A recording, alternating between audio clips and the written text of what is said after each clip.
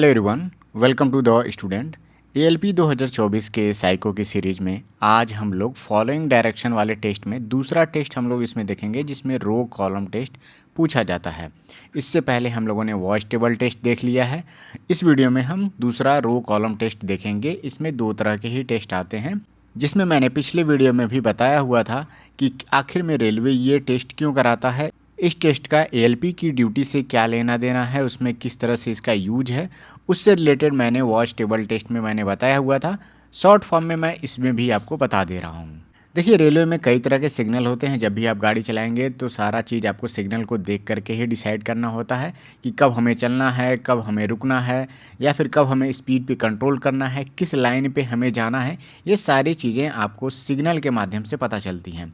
यहाँ पे एक सिग्नल आप देख रहे होंगे। जनरली इस तरह के सिग्नल आपको स्टेशन में या फिर यार्ड के आसपास में देखने को मिलता है। यहाँ पे देखिए, इसमें येलो कलर की लाइट जल रही है। उसके साथ में यहाँ पे 5 वाइट लाइट भी यहाँ पे साथ में आपको जलता हुआ दिख रहा है। येलो लाइट के साथ आपको ये पता चल गया है कि हमें कॉशियसली मतलब ध्यानपूर्वक आगे बढ़ना है। लेकिन ये वाइट लाइट आपको डायरेक्शन बता रहा है कि किस लाइन में ये गाड़ी जा रही है। हालांकि ये प्लेटफॉर्म डिसाइड नहीं करता है, ये लाइन नंबर डिसाइड करता है। तो इसके माध्यम से रेलवे आपको बताता है कि आपको डायरेक्शन वाला जो चीज़ है वो कितनी आसानी से, कितनी जल्दी से आप मेमोराइज कर पाते हैं और उसको याद कैसे रख पाते हैं। इसीलिए ये रेलवे आपको फॉलोइंग डायरेक्शन वाला टेस्ट आपके लिए कराता है, जिसमें दो तरह के टेस्ट होते हैं, जिसमें वॉच टेबल टेस्ट आपने देखा था और अभी आप रो कॉलम टेस्ट इस वीडियो में आप देखेंगे। देखिए, इस बैटरी टेस्ट में 2 सेट होते हैं, यहाँ पे मैंने लिखा भी हुआ है, और हर एक सेट में आपको 10 क्वेश्चन पूछे जाएंगे। मतलब टोटल 20 क्वेश्चन आपको सॉल्व करने होंगे। हर एक टेस्ट आपके सामने 5 मिनट के लिए ओपन होगा, जिसमें इस 5 मिनट में आपको 10 क्वेश्चन करने होंगे और फिर उसके बाद से फिर 5 मिनट, अगले 5 मिनट में और 10 टेस्ट करने होंगे। इसके लिए आपके सामने एक रहेगा इस तरह के रो कॉलम वाला आपको डायग्राम दिख रहा होगा। इसमें अलग अलग एलिमेंट दिख रहे होंगे। यहाँ पे देखिए नंबर्स दिख रहे हैं। कभी कभी क्या होगा, सेम सारी चीज़ें रो और कॉलम लिखी होंगी और यहाँ पे नंबर्स की जगह पे अल्फ़ाबेट भी लिखे हुए मिल सकते हैं। जैसे ए हो गया, ई हो गया, बी यहाँ पे लिख सकता है, सी लिख सकता है, डी लिख सकता है। तो इस तरह से भी रो कॉलम बनाया जा सकता है। हो सकता है अभी आप शुरुआत कर रहे हो तो टारगेट आपका जो है 18 के आसपास में नहीं पहुँच रहा हो। बहुत सारे लड़के ऐसे हैं जो 12 से लेकर के 14 के आसपास में ही कर पा रहे हैं क्वेश्चन। टोटल मिला जुला के 10 मिनट में मैं बात कर रहा हूँ 20 क्वेश्चनों में से। तो देखिए, आपको कम से कम 18 क्वेश्चन के आसपास में टारगेट आपको लेकर के चलना है। लेकिन समय के साथ आप थोड़ी सी स्पीड बनाएंगे, थोड़ा माइंड में कैलकुलेशन और जल्दी करेंगे।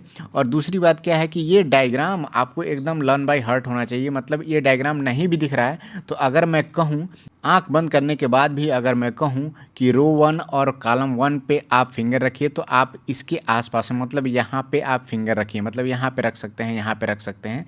इसी के आसपास में आपका फिंगर जाना चाहिए, ना कि यहाँ जाना चाहिए। मतलब क्या है कि ये पूरा डायग्राम आपके दिमाग में बस जाना चाहिए कि जैसे ही कोई पोजीशन आपसे बोली जाए वहीं पे आपका दिमाग जाना चाहिए। खैर, उसके बारे में हम लोग अभी बाद में बात करेंगे। धीरे धीरे हर एक पॉइंट को इसमें कवर करेंगे। जो लोग द स्टूडेंट चैनल पर नए हैं, आप लोग वीडियो को लास्ट तक देखा करिए, क्योंकि हर एक वीडियो में मैं पूरे इंस्ट्रक्शंस को, पहला जो वीडियो होता है सिंपल एग्जाम्पल के माध्यम से और किस तरह के लैंग्वेज होती है, क्या क्या क्वेश्चन होते हैं, सब बेसिक तरीके से मैं बताता हूँ। अब देखिए, जैसे ही क्वेश्चन ओपन होगा, यहाँ पे एक रो कॉलम वाला टेबल आपको यहाँ पे दिख रहा होगा और ये टेबल आपके सामने 5 मिनट के लिए ओपन रहेगा और इसके साथ ही क्वेश्चन भी दिए रहेंगे। पेपर में कैसे आता है, ये पूरे पेपर में मैं, जैसे मान लीजिए ये स्क्रीन है आपके सामने, तो आधे वाले स्क्रीन पे आपको रो कॉलम दिखेगा और इधर आपका 1 2 3 4 5 ऐसे करके आपके 10 क्वेश्चन दिखेंगे। हो सकता है एक स्क्रीन पे पूरे 10 क्वेश्चन ना आ पाए, तो यहाँ से स्लाइडर पे आप ऊपर नीचे करेंगे तो आपका क्वेश्चन ऊपर नीचे यहाँ पे होगा। हो सकता है आपके लेफ़्ट साइड में जो रो कॉलम दिया हुआ है वो पूरा इमेज नहीं आ रहा हो, तो इसको भी आपको हो सकता है लेफ़्ट और राइट में आपको स्वाइप करना पड़े। तो इसके लिए भी आप थोड़ा सा प्रैक्टिस रखिए, तो इसमें आपको स्पीड बनानी पड़ेगी। बहुत सारे स्टूडेंट ऐसे हैं जिनका जो माउस पे कंट्रोल नहीं हो पा रहा, क्योंकि बहुत ज़्यादा वो लोग पहले कंप्यूटर नहीं यूज किए हैं।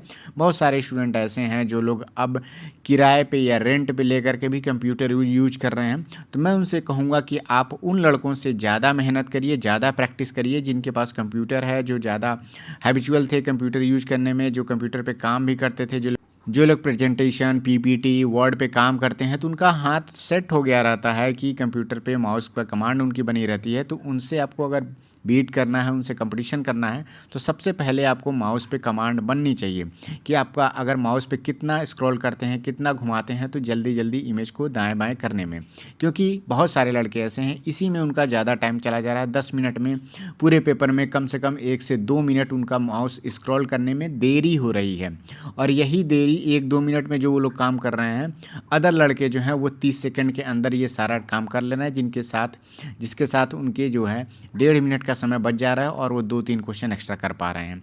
ये बात मैं देखिए बीच में ही जोड़ रहा हूँ क्योंकि ये इस टॉपिक का विषय नहीं है, आपको ध्यान देना चाहिए, माउस पे आपको कमांड बनानी होगी। जितने भी लोग द स्टूडेंट टीम के लिए कंट्रीब्यूशन कर रहे हैं उनको बहुत बहुत धन्यवाद। अगर आप कंट्रीब्यूशन करना चाहते हैं तो आप लोग ये QR कोड से स्कैन करके जो भी आपके पास अमाउंट आपको लगता है कि आप दे सकते हैं तो आप इसमें कंट्रीब्यूट कर सकते हैं। तो और मैं साइको और मेडिकल तक आपको गाइडेंस का काम करता रहूँगा, लगातार वीडियो आते रहेंगे। एक बार फिर से उन सभी लोगों को द स्टूडेंट की टीम से बहुत बहुत धन्यवाद है कि आप लोग इसमें सहयोग दे रहे हैं। जो भी वीडियो मैं बना रहा हूँ आप लोग प्लीज़ उसको लास्ट तक ज़रूर देखा करिएगा, हर वीडियो में आपको कुछ ना कुछ नया सीखने को मिलेगा। अब देखिए आते हैं यहाँ पे जो टेबल आपके सामने दिख रहा होगा, देखिए इसमें क्या है कि अगर ऊपर से नीचे आप जाते हैं, ऊपर से नीचे ये सारा चीज़ें आप देख रहे होंगे, इसे हम कहते हैं कॉलम। कॉलम को कैसे पहचानेंगे, रो और कॉलम में लड़कों में कन्फ्यूजन होती है। और इधर से आप देख रहे होंगे पूरे जो लाइन आपको दिख रही है इसको हम बोलते हैं रो, जिसको हिंदी में कहते हैं पंक्ति।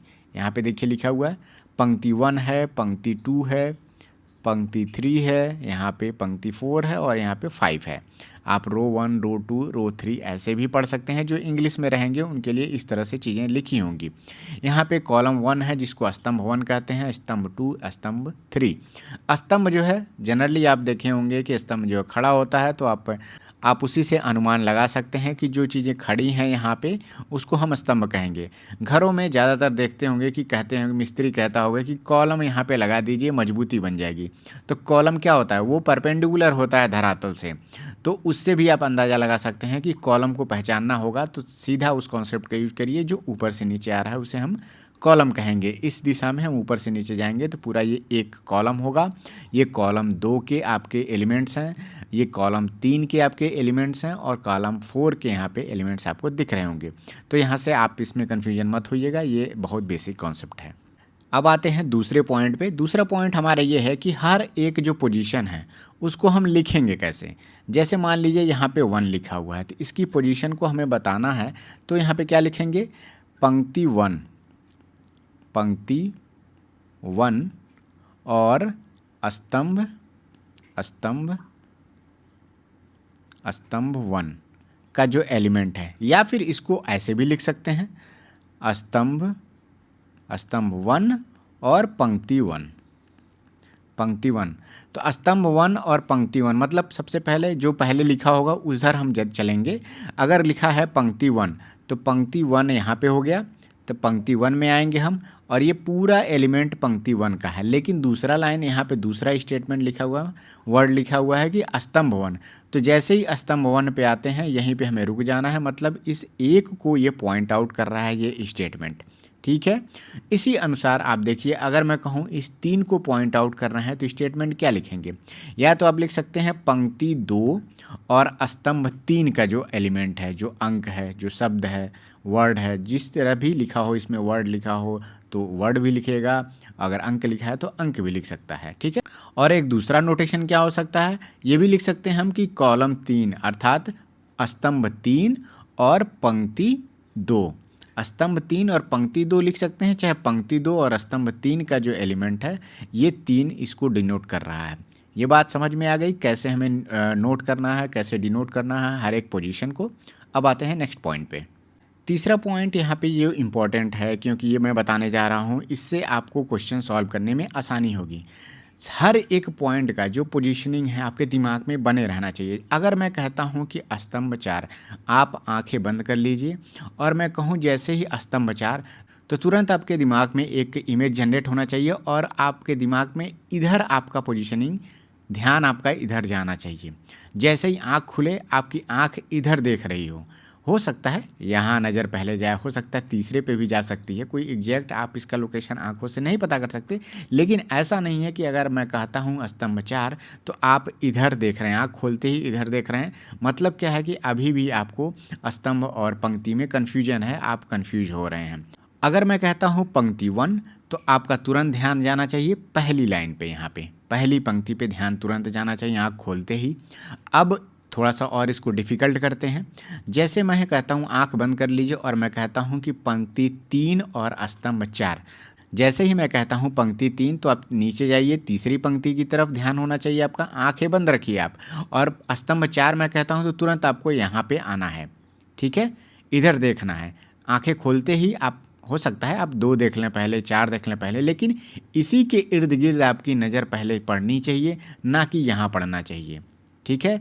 इससे ये होता है, एक बार आप इसकी प्रैक्टिस करिए, इससे बहुत चीज़ें आपकी आसान हो जाएंगी कि जैसे आप क्वेश्चन पढ़ेंगे, आप क्वेश्चन एक तरह से पढ़ रहे होंगे, उसी समय आपके दिमाग में ये चल रहा होगा कि जैसे मैं टेबल पे जाऊंगा एग्जैक्ट उसी पोजीशन के आसपास में मेरी नज़र होनी चाहिए। ये बहुत ही इम्पॉर्टेंट है। बहुत सारे वीडियोज़ में ये सारी चीज़ें नहीं बताई जाती हैं, लेकिन मैं आपको बता रहा हूँ, इसकी प्रैक्टिस शुरू में करिए, क्योंकि इसी की कमी होने के कारण बहुत सारे लोगों की स्पीड नहीं बन पा रही है। स्टेटमेंट को 2-2 बार 3-3 बार पढ़ना पड़ रहा है, और जब वो पढ़ रहे हैं तो जब यहाँ पे आ रहे हैं रो कॉलम वाले टेबल पे, तो जैसे ही स्टेटमेंट को पढ़ रहे हैं पंक्ति 1 तो पहले यहाँ पे जा रहे हैं, पंक्ति जैसे मान ली पंक्ति 4 कहा है तो पंक्ति 4 पे जा रहे हैं, स्तंभ 3 की बात किया है तो पहले यहाँ पे गए फिर यहाँ पे जा रहे हैं, तो ऐसे में उनका जो टाइम है वो वेस्ट हो रहा है। आप स्टेटमेंट में पढ़ते हैं पंक्ति 4 और स्तंभ 3 तो तुरंत आपका ध्यान यहाँ पे होना चाहिए, और तुरंत आप जैसे ही नज़र डालेंगे तो हो सकता है पहले ये देखें, दूसरे नंबर पे तुरंत ये देखते हैं, जिसमें आपका 1 सेकंड का तो टाइम बच ही सकता है। तो हर बार 1-1 सेकंड अगर आप बचाएंगे तो 10 क्वेश्चन में कम से कम आप 20 से 25 सेकंड, 30 सेकंड तो आप सिर्फ देखने भर का आप बचा सकते हैं, जिससे आप एक क्वेश्चन और एक्स्ट्रा आप कर सकते हैं। ये बहुत इंपॉर्टेंट है, शुरुआत में आप इसकी प्रैक्टिस जरूर करिएगा। अब आते हैं 4th नंबर पॉइंट पे। अब देखिए, अगर कहता है कि पंक्ति में बाएं से दाएं चलना है तो आपको ध्यान होना चाहिए। तुरंत पंक्ति 1 में कहता है पंक्ति 1 में बाएं से दाएं, तो बाएं से दाएं इधर से आपको चलना है। पंक्ति 1 में कहता है दाएं से बाएं चलना है तो आपको इधर दाहिने तरफ से बाएं तरफ चलना है। मतलब रो कॉलम वाले जो टेबल होते हैं उसमें आपको कंफ्यूज नहीं होना है कि दायां और बायां। जिधर आपका दाहिना हाथ है तो इधर दाएं आप देखेंगे, बायां हाथ आपका इधर है तो बायां ये आपका इधर हो जाएगा। इसमें कोई भी कन्फ्यूजन आपका नहीं होना चाहिए। अगर स्तंभ में कहता है स्तंभ 2 में ऊपर से नीचे चलना है तो आप स्तंभ 2 में ऊपर से नीचे जाइए। अगर कहता है स्तंभ 3 में नीचे से ऊपर जाने पे तो नीचे से ऊपर आपको इस तरह से जाना है। तो ये बहुत ही बेसिक है। अब आते हैं नेक्स्ट कॉन्सेप्ट पे। 5वां नंबर कॉन्सेप्ट ये है कि अगर इस इमेज में कहता है विकर्ण को फाइंड करने के लिए, अगर कहता है पंक्ति 1 और स्तंभ 1 का जो विकर्ण है तो पूरा विकर्ण वाला जो एलिमेंट होगा यहाँ से लेकर के यहाँ तक, ये पूरे एलिमेंट ये हो जाएंगे, एक विकर्ण हो गया।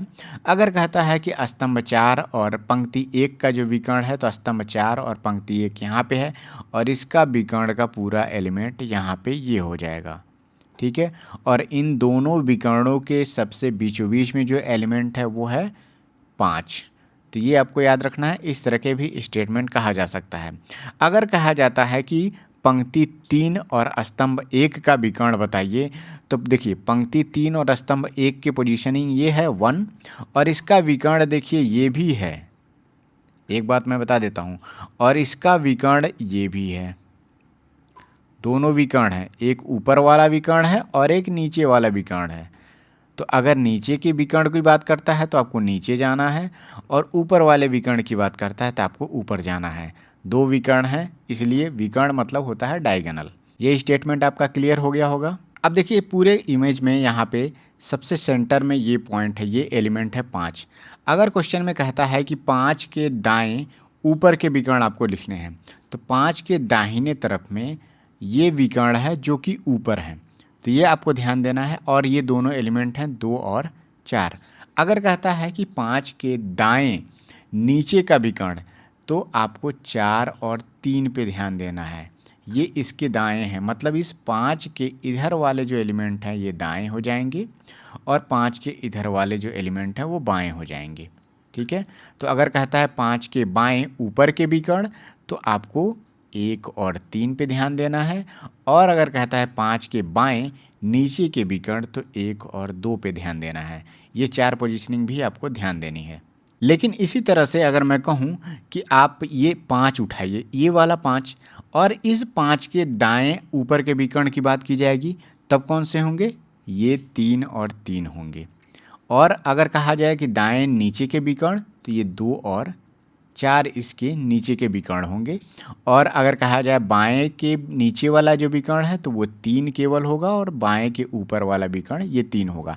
तो हर एक एलिमेंट के पोजीशनिंग के आधार पे आप दाहिने तरफ का जो विकर्ण लिखेंगे तो उसके दाएं के ऊपर या नीचे लिखेंगे, बाएं वाला जो विकर्ण होगा तो बाएं के उसके ऊपर या नीचे वाला जो विकर्ण होगा। अगर इस तरह का स्टेटमेंट लिखेगा तो आपको कौन से एलिमेंट पे ध्यान देना है, इसीलिए मैं ये सारी चीज़ें बता रहा हूँ। इसी तरह से आप चाहे तो इस 5 का भी लिख सकते हैं, इस 4 का भी लिख सकते हैं, इसके 4 का भी लिख सकते हैं, क्योंकि नीचे तो इसके विकर्ण नहीं होंगे, ऊपर विकर्ण होंगे। तो ऊपर के विकर्ण की अगर बात की जाएगी तो 5, 4 और ये पूरा इसका विकर्ण 2, 5 और 4 ऊपर दाएं ऊपर के विकर्ण आपके इसके हो जाएंगे 4 के सापेक्ष में। नेक्स्ट पॉइंट पे आते हैं 7वें नंबर का। अब देखिए स्टेटमेंट पे हम लोग आते हैं। अगर कहा जाता है कि स्तंभ 3 में ऊपर से तीसरा अंक कौन है, तो ये निकालना है आपको। तो सबसे पहले स्तंभ 3 पे आते हैं। यहाँ पे देखिए लिखा हुआ है ऊपर से। ऊपर से कहा गया है मतलब पहले नंबर से ही काउंटिंग करेंगे। ये पहला हो गया, ये दूसरा होगा और ये तीसरा हो गया। मतलब ये 5 जो होगा इसकी पोजीशनिंग की बात इस स्टेटमेंट में की गई है। कहा जा रहा है कि स्तंभ 3 में ऊपर से तीसरा अंक है 5। अगर इसी में लिख देता है उसके दाएं दूसरा अंक, तो उसके दाएं अगर बात किया गया है तो से नहीं बात किया गया, उसके दाएं दूसरा अंक, तो काउंटिंग हम यहाँ से करेंगे, दाहिने तरफ इधर बढ़ेंगे और दूसरा एलिमेंट ये 2 हो जाएगा। अब देखिए यहाँ पे मैंने बेसिक जो कॉन्सेप्ट है रो कॉलम का मैंने यहाँ पे बता दिया है। अब एक एग्जाम्पल के माध्यम से हम क्वेश्चंस को करते हैं, उसमें भी बहुत सारी चीज़ों को सीखेंगे, कहाँ कैसे कैसे हमको इसमें रो और कॉलम में चलना है, आगे बढ़ना है। वहाँ पे हम लोग ये भी सीखेंगे कि कैसे हम इन सब क्वेश्चनों को जल्दी से जल्दी करेंगे। यहाँ पे आपके सामने है एक एग्जाम्पल। ऊपर आपको दिख रहा होगा कि रो कॉलम का एक टेबल बना हुआ है। यहाँ पे लाइनिंग नहीं दिया हुआ है। पिछली बार अभी आपने देखा था रो कॉलम जिसमें लाइनिंग भी खींची हुई थी। तो लाइनिंग जिसमें खींचा रहता है उसमें क्या रहता है कि चीज़ों को देखना थोड़ा सा आसान रहता है। लेकिन अगर लाइनिंग नहीं बनी हुई है रो कॉलम का तो आपको थोड़ा सा इसमें देखने में कन्फ्यूजन हो सकती है। तो थोड़ा इसको ध्यान से आपको देखना पड़ेगा। सबसे पहला क्वेश्चन यहाँ पे आते हैं, देखते हैं क्या लिखा हुआ है। कह रहा है कि पंक्ति 5 के अक्षर बी के दाएं ओर कौन सा अक्षर है। तुरंत देखिए पंक्ति 5 के बी वाला जो अक्षर है उसके दाहिनी तरफ है ए। तुरंत यहाँ पे फाइंड हो गया। ये मैंने कैसे तुरंत यहीं पे कैसे पहुँचा हूँ मैं, जैसे ही मैं स्टेटमेंट पढ़ रहा था मेरे दिमाग में यही चल रहा था कि जैसे मैं रो कॉलम वाले टेबल पे आऊँगा, पंक्ति 5 वाले लाइन को ही मैं तुरंत देखूँगा और इसमें बी को ढूंढूंगा और उसके दाहिने तरफ का अक्षर मैं तुरंत ढूंढ लूँगा। आपको पूरा टेबल में कम से कम यहाँ पे देखने की तो ज़रूरत नहीं पड़नी चाहिए। इसीलिए मैं कह रहा हूँ कि जब भी आप इस तरह की प्रैक्टिस करिए तो मैं शुरू में आपको कहना चाहूँगा कि एक बार अपने दिमाग में बना लीजिए कि रो किधर है हमारा, कॉलम किधर है हमारा।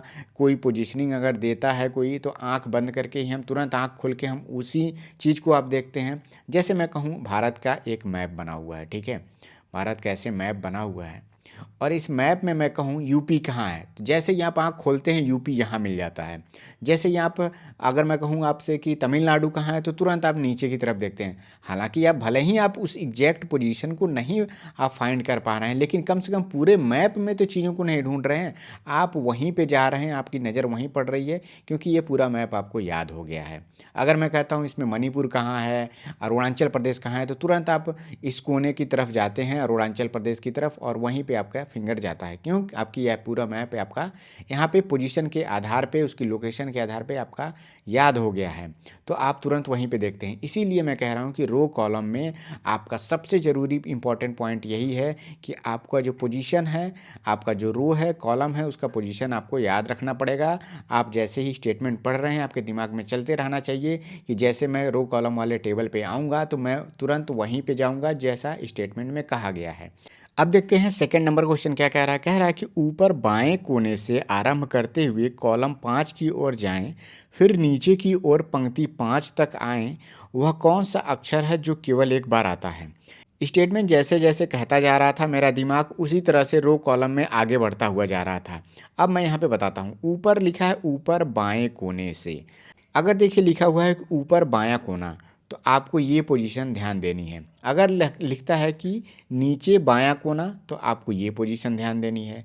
लिखता है कि ऊपर दायां कोना, तो आपको ये पोजीशन ध्यान देना है, और नीचे दायां कोना तो आपको ये पोजीशन ध्यान देना है। ये एक चीज़ आपका क्लियर हो गया यहाँ पे। स्टेटमेंट में कह रहा है कि ऊपर बाएं कोने से आरंभ करते हुए कॉलम 5 की ओर जाना है, तो यहाँ से शुरू करते हुए कॉलम 5 की ओर हम यहाँ पे पहुँच गए हैं। कह रहा है कि फिर नीचे की ओर पंक्ति 5 तक आइए, पंक्ति 5 तक आ गए हैं। कह रहा है कि वो कौन सा अक्षर है जो केवल एक बार आता है, तो देखिए ए से लेकर ई लिखा हुआ है, फिर नीचे ए तक गया हुआ है, तो मतलब ई जो है केवल एक ही बार आएगा, और इसका सही जवाब हो जाएगा ई। नेक्स्ट क्वेश्चन है यहाँ पे तीसरा नंबर। कह रहा है कि पहली पंक्ति में बाएं से दाएं कॉलम 3 तक आना है, और फिर नीचे पंक्ति 3 तक जाने पर वह कौन सा अक्षर है जो 2 बार आता है। पहली पंक्ति में बाएं से दाएं कॉलम 3 तक आए हैं, फिर नीचे कॉलम पंक्ति 3 तक आ गए। इसमें पूछ रहा है कि कौन सा अक्षर 2 बार आता है, तो बी यहाँ पे 2 बार आया हुआ है। आप तुरंत बी इसका सही जवाब मारेंगे, आगे बढ़ेंगे। 5 से 10 सेकंड में आपने स्टेटमेंट पढ़ा, और आप 5 सेकंड में आप 10 सेकंड के अंदर, मतलब स्टेटमेंट भले ही 10 सेकंड लग जाए पढ़ने में, आपको लोकेशन फाइंड करने में जाने में आपको 5 सेकंड लगेगा, और 5 सेकंड में आप वो अक्षर को फाइंड कर सकते हैं। मुश्किल से मुश्किल लगता है कि 10 से 20 सेकंड के बीच में आपका ये क्वेश्चन हो जाना चाहिए, और हर एक क्वेश्चन के लिए यहाँ पे 30 सेकंड का आपको टाइम मिल रहा है। तो हो सकता है कि पूरे 10 क्वेश्चन में से 3-4 क्वेश्चन ऐसे हों जो 30 सेकंड ना लेकर के 15 सेकंड में भी हो जाएं। तो कुछ क्वेश्चन ऐसे होंगे जो हो सकता है कि 30 सेकंड ना लेकर के 40 सेकंड 45 सेकंड ले सकते हैं। तो जैसे आसान क्वेश्चनों में अगर आप टाइम बचाएंगे, तो आप कठिन क्वेश्चनों में थोड़ा सा देख करके और उसमें आंसर आप फाइंड कर पाएंगे। तो इसका जो सही जवाब है हमारा बी हो जाएगा। नेक्स्ट क्वेश्चन है यहाँ पे 4th नंबर का। कहा जा रहा है कि यदि पंक्ति 1 और पंक्ति 2 को उलट दिया जाए, तो कॉलम 3 में सी और ई के बीच कौन सा अक्षर होगा। तो कॉलम 3 में सी और ई के बीच में चीज़ों को पूछा गया है। तो कॉलम 3 हमारा यहाँ पे ये है, और सी और ई के बीच में हमारा पड़ता है बी। ठीक है, अभी के अनुसार ये बी पढ़ रहा है, लेकिन पहले लाइन में कहा कि पंक्ति 1 और पंक्ति 2 को उलटना है हमें। अब देखिए उलटने वाला कॉन्सेप्ट पहले हम समझ लेते हैं। पंक्ति 1 हमारा ये है, और अंक, इसमें जो अंक है चाहे अक्षर जो भी कहा जाए, स्टेटमेंट में लिखा है कि पंक्ति 1 और पंक्ति 2 को उलट देना है हमको। तो अगर उलटने की बात की जाएगी, तो ई जो है हमारा यहाँ पे हो जाएगा, और ए हमारा यहाँ पे चला जाएगा, डी हमारा आ जाएगा यहाँ पे, और बी हमारा चला जाएगा यहाँ पे, और सी का कोई पोजीशन चेंज नहीं होगा, सी अपनी जगह पे रहेगा। तो 1 और 2 को हम पलट भी देते हैं, तो बी वाली जो पोजीशन है वो चेंज नहीं होगी। और क्वेश्चन में पूछा है कि कॉलम 3 में सी और ई के बीच का जो एलिमेंट है वो क्या होगा, तो वो हमेशा बी मेंटेन रहेगा। तो यहाँ पे आप लोग सही जवाब लिखेंगे, बी हो जाएगा। और यहाँ पे आप समझ गए होंगे कि कैसे हमें जो पंक्तियाँ हैं उसको उलटना कैसे है, और पंक्तियों को एक्सचेंज करने वाला जो क्वेश्चन है वो अगले अभी हम लोग देखेंगे कि कैसे हमें रो को एक्सचेंज करना है, कॉलम को एक्सचेंज करना है। अब एक बात और यहाँ पे मैं बता देना चाहता हूँ, इसको थोड़ा सा मैं मिटा देता हूँ। अगर कहता है कि कॉलम 3 के एलिमेंट को उलटना है, मतलब कॉलम 3 को उलट देना है, तो 3 का जो एलिमेंट है, जैसे कॉलम 3 ये है यहाँ पे, तो सी आपका नीचे चला जाएगा, और ये सी ऊपर जाएगा, तो मतलब इसमें तो कोई चेंज नहीं आएगा। बी आपका नीचे चला जाएगा तो बी हो जाएगा, ए यहाँ पे आपका चला जाएगा, और ई जो है आपका नहीं चेंज होगा। मतलब ये समझ जाइए कि जब भी उलटने की बात की जाएगी, चाहे कॉलम हो गया चाहे पंक्ति हो गई, बीचों बीच का एलिमेंट हमेशा वहीं पे बना रहेगा। तो इस तरह के जब आप प्रैक्टिस करेंगे और बीचों बीच वाले एलिमेंट से रिलेटेड क्वेश्चन पूछेगा, तो आपको पलटने की ज़्यादा ज़रूरत नहीं पड़नी चाहिए, तुरंत आप आंसर फाइंड करके आप क्लिक कर दीजिएगा। नेक्स्ट क्वेश्चन है यहाँ पे 5वां क्वेश्चन। क्या कह रहा है कि यदि कॉलम 2 के सभी अक्षर उलट दिए जाएं, तो पंक्ति 2 के ई और बी के बीच का अक्षर क्या हो गया। पंक्ति 2 ई और बी, इसके बीच का अक्षर इसको पूछा है। कॉलम 2 को उलटने की बात किया है, मतलब ई यहाँ पे आपका चला आएगा, बाकी किसी को उलटने की ज़रूरत आपको नहीं है। ई इसका सही जवाब हो जाएगा। नेक्स्ट क्वेश्चन कह रहा है कि 6 नंबर का, कि इस प्रश्न का उत्तर वह अक्षर होगा जो पंक्ति 4 को उलटने के बाद बी और ई के बीच के अक्षर के ठीक ऊपर आता हो। सबसे पहले पंक्ति 4 कहा है, उसको उलटने की बात कहा है, जिसमें कह रहा है बी और ई के बीच में। तो बी और ई के बीच में जो अंक होगा वो ए होगा और ये ए हमेशा फिक्स होगा। इसके ठीक ऊपर का अंक पूछा है तो ई यहाँ पे सही जवाब आपका हो जाएगा।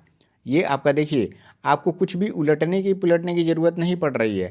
अगर आप उलट भी देते हैं, बी यहाँ पे चला जाता है, ई यहाँ पे चला जाता है, स्टेटमेंट आपके दिमाग में होना चाहिए कि जिस तरह की बातें कहा गया है उसी को ध्यान में रखते हुए आपको स्टेटमेंट को फॉलो करना है और तुरंत उस अक्षर पे, उस पोजीशन पे आपको पहुँच जाना है।